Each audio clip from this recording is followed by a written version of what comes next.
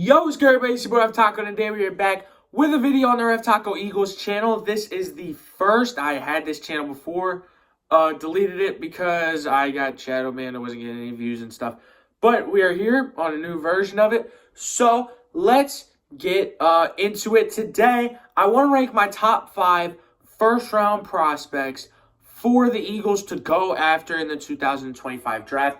The top 5 players I would want. Now, I am somebody that's very much on the trade up side. I want to trade up from that 32nd pick in the draft because I think that we can. We have the ammo to do it. I think we have like 20 picks over the next 2 years. A few of them we can't trade yet because like the conditional picks haven't been awarded to us. But I don't think that we have that many roster spots even that can be used for quality dudes. So we're going to trade up, and that's why I have the 5 dudes that I have, but let's get into who those guys are. At number 5, I have Donovan Ezeraku. This is a D-end out of Boston College, and the main thing with this guy, he had 16.5 sacks last year, and people sometimes get caught up in the guys with the great intangibles. Oh, he has the size, and you can see the speed and the explosiveness. It can all come together. He can become great. How about a guy who you know can get to the quarterback? And yes, it's college guys. They don't have the strength, don't have the speed. I don't care. 16.5 sacks is 16.5 sacks in 12 games. So, yeah, he has the moves. He has the bend. He's a little bit small. I don't think he's exactly weak. Something like Nolan Smith. People thought, oh, Nolan Smith, I think he was a sub-240 DN. Like, how is he going to hold up in the run game? And Nolan Smith has held up great in the run game.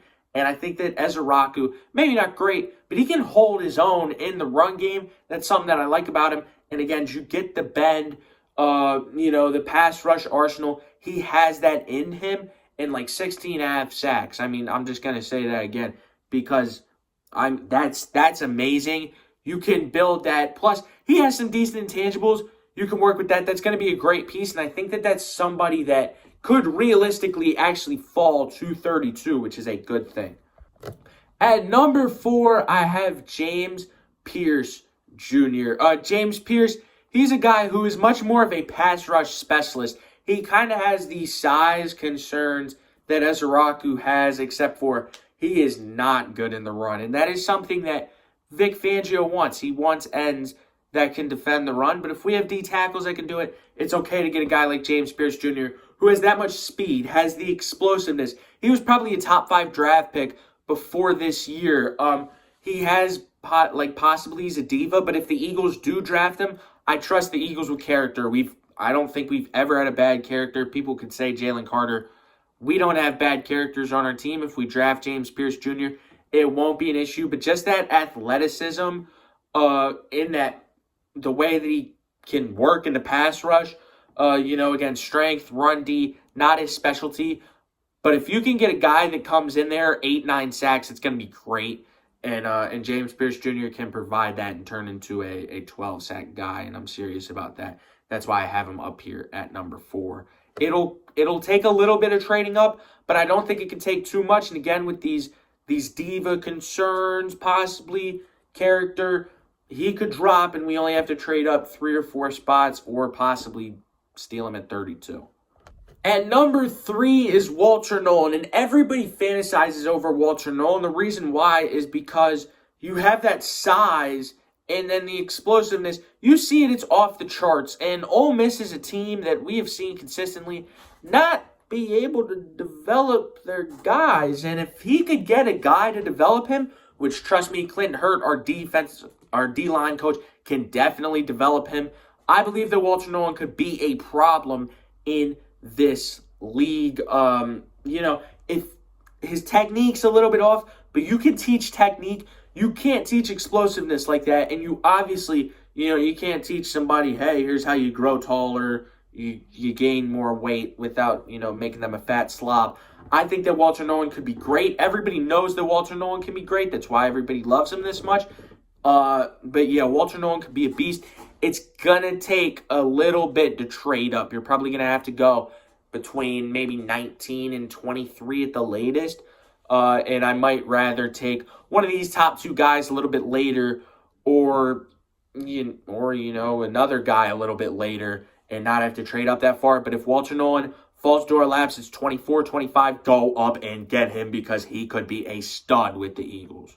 At number 2, I have Malachi Starks out of the University of Georgia. I am a safety believer. I believe that the Eagles need to draft a safety. There are 2 above everybody else. I think you guys know who my number 1 is. I have Starks a little bit lower because he has some coverage issues. He played a lot of slot corner. He wasn't exactly great as a slot corner. But overall, he can get the ball. He can go up and play in the run game. He has the size enough for a safety. He has the athleticism. And I believe that he's been a guy that, we started off this draft process in January as Malachi Starks is a top 10 pick. Now it's fallen to Malachi Starks is a mid to late first rounder. I won't be surprised come draft day if that falls more. If he is there 24, 25, you have to pull the trigger, trade up and get him. Unless if number 1 is on the board, and that is Nick Emenwari, my number 1 safety, number 1 player for the Eagles to get. And he's a guy that's gotten a lot of hype because you see the intangibles. It's kind of like Walter Nolan, the size, the speed, the athleticism, seeing him jump the highest at the combine, jump the furthest at the combine, the broad jump, have a great 40, have all this stuff. He has the intangibles, and then you see him go out there on the field. He can hit, he can get up there in the box, but he can also go back and get the football. And that's something that I love with Nick Emenwari. And he's a guy that I think teams are going to fall in love with like Walter Nolan. It's going to take a bit to trade up for him, but I would pull the plug on it any day. And I believe that if there's anybody that can develop DBs, it's Parker's his first. Christian Parker out there at DBs coach, developing Cooper DeJean, developing Quinyon Mitchell, furtherly developing Reed Blankenship. He can do that with Nick Emenwari. He can do it with Malachi Starks too. But with Nick Emenwari, that talent mixed with that development could be super special. So yeah, overall, that's my top 5. I'm thinking a lot more defensively. I don't think that we really have any holes on offense that we really want to fill, maybe tight end.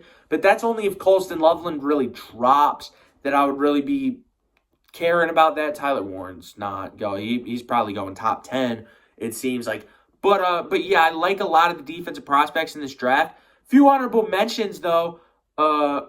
One that I've been thinking of is Jahad Campbell. That was really hard for me to leave off this list. Such a speedy guy out there. He could play edge if you need him to. Also play linebacker, could kind of mix in. I really like Jahad Campbell. I just don't have him on here. But yeah, that is going to be it for this video. Hope you guys enjoyed. If you did, make sure you drop a like and subscribe to the channel. And I will see y'all in the next one. Peace.